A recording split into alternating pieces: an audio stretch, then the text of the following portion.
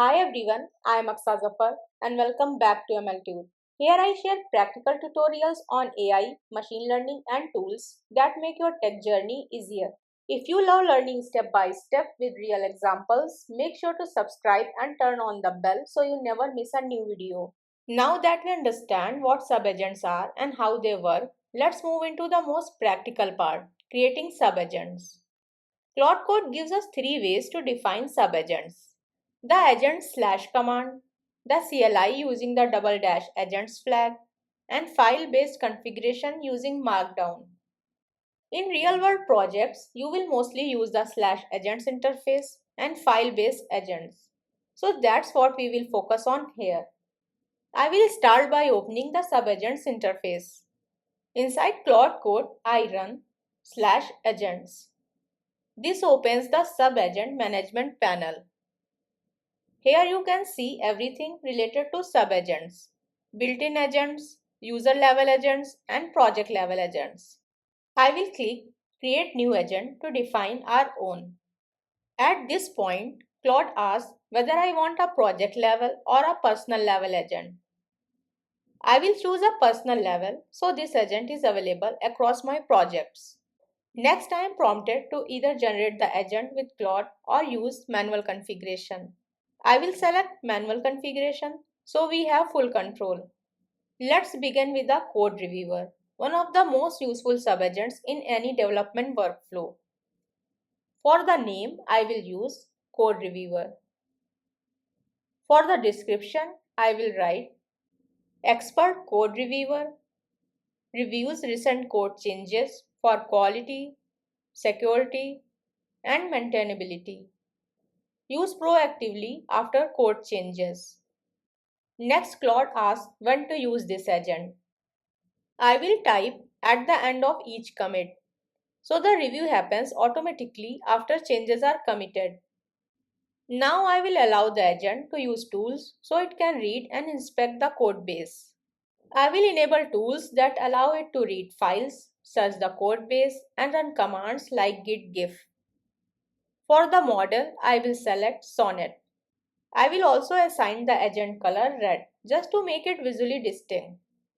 At this point, we can see a preview of the full configuration: name, description, tools, model, and trigger conditions. Everything looks good, so I will press enter to create the agent. As you can see, the code reviewer agent is now added.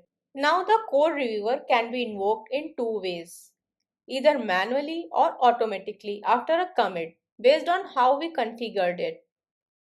Let's test the manual flow. I will cd into the to-do app folder. I will give the prompt, use the code reviewer subagent to review my recent changes. Let's wait for the response.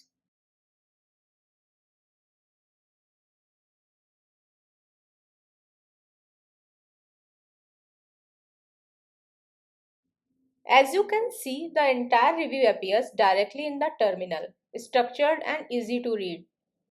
Now let's see if Claude invokes the code reviewer automatically after a commit. I will ask Claude to commit my changes.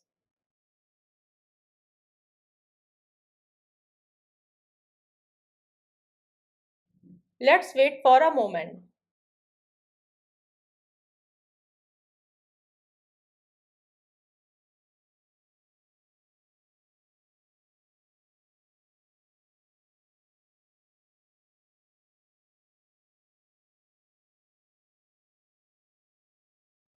Claude runs the review and we get a detailed analysis of the recent changes without having to ask explicitly.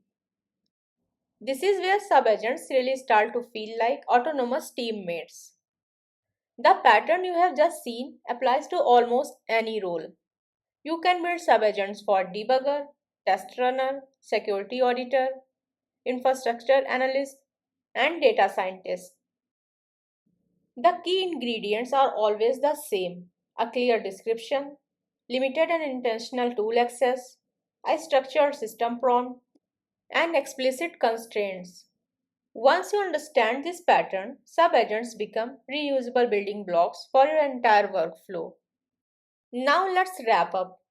In this video, you learned how to create subagents in Claude Code, configure them using the /agents interface, write structured prompts for consistent behavior, and build a specialized agent like a code reviewer. Subagents allow you to move from a single, overloaded AI assistant to a team of focused AI specialists. As your projects grow, this approach becomes essential for clarity, reliability, and scale. If you found this video helpful, don't forget to like, share, and subscribe to MLTude for more AI and machine learning tutorials.